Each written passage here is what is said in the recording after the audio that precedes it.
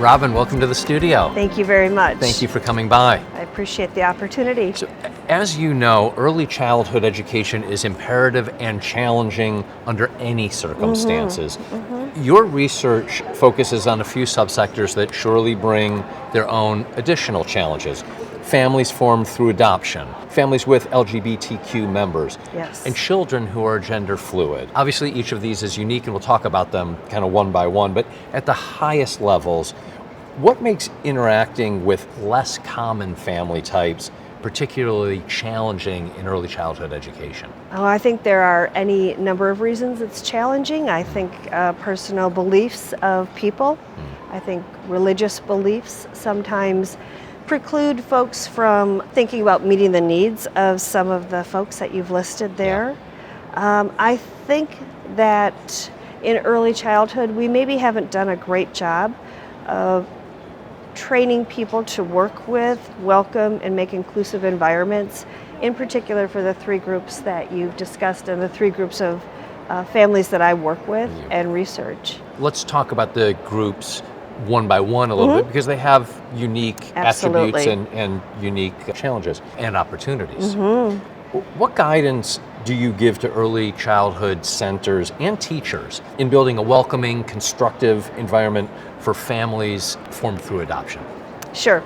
I think there are a lot of things that we can do. We can watch our language, first of all. As a member of a family formed through adoption, it really is upsetting to me when I hear people use the word adopt or adoption for anything other than forming forever families. So our two children know what we went through in order to adopt them. It was a long process, laborious process. We had to be very committed and we had to stay on task. And so anytime they hear something like adopt a highway or a classroom's going to adopt a manatee, it negates the power of that word. We could simply use the word adopt or adoption for the formation of forever families. And the emphasis, and I've had the benefit of getting to hear you a little bit on this and read some of your work, the emphasis is on families. Yes. Families formed through adoption. Yes. But families is where the emphasis is. Absolutely. I think oftentimes we hear things like adopted children or adoptive family. Yeah. These are families formed through adoption. Being adopted is a lifelong journey, and there are many things to work through, but it's really important, I think, for our students and our children and our early childhood teachers to talk about adoption as a process that has an end. What guidance do you give parents who have formed their family through adoption and who might engage an environment, in this case, let's just focus on early childhood environments, where the sensitivity might not be there? What guidance do you give the parents? Well, I think reaching out to other people who have formed their families through adoption is a good way to do it. Looking for staff members in early childhood centers who have formed their families through adoption. And then really being honest with early childhood educators about maybe activities that don't work well. So an example would be, you're the star of the week this week, Chris, and you're going to bring in pictures from when you were a baby.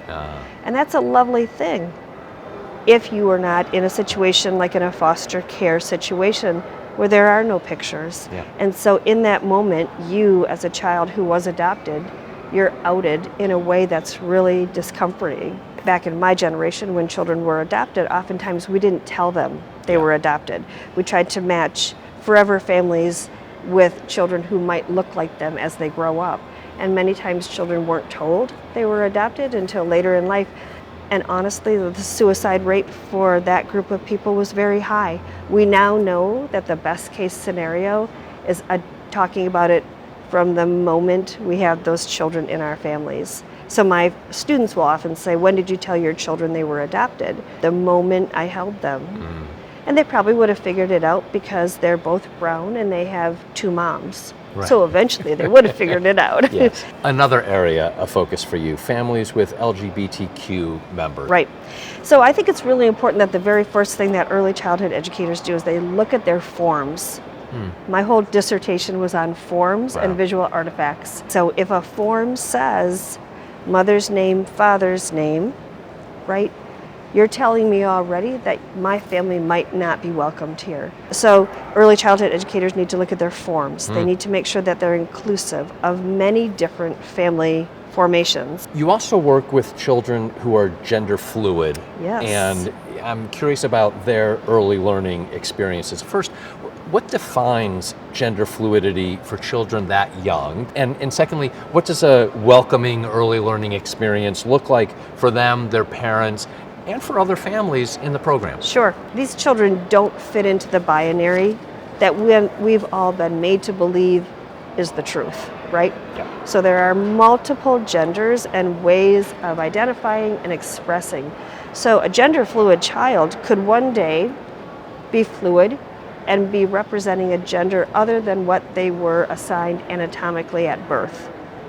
The next day, they might be presenting in a way that does connect with their anatomical gender or sex at birth, or it might not change. At 3 years old, they might say to us, I am a girl, even though assigned male at birth, and that might stay with them for the rest of their lives, or it might be fluid and changing. And do you offer the same general guidance, awareness, listen, be mindful of language, Yes. look at all of your different touch points from forms to, I would assume, the classroom itself? And I think the thing with this in particular, teachers get very nervous. So yesterday we did a presentation and we had books about children who are gender fluid, and teachers got very nervous about, well, what will happen if I read that book and another parent gets upset? And my response to that is you look first at your non-discrimination clause. And if in your non-discrimination clause it says gender expression and gender identity, you have a responsibility. And so I think people need to kind of just sometimes step back and look at policy and procedures and non-discrimination clauses and what's in their family handbook that then supports them and protects teachers to do this really important work. As you think about the work that you do, the families that you know and work with, and as you look at our society, are you hopeful? I am hopeful. Is that because you are purely an optimist, or is that based on what you see? I'm hopeful because yesterday we had over 100 people who came to a session to try to understand how to be welcoming for children who are gender fluid. But it's not enough. We need more of a national opportunity to showcase how important this is. The work that we can do in early childhood is not just life-altering, it can be life-saving. Well, thank you. Thank you for that work and the life-saving work that you do. And on a much smaller level, thank you for coming by the studio. Thank you very much.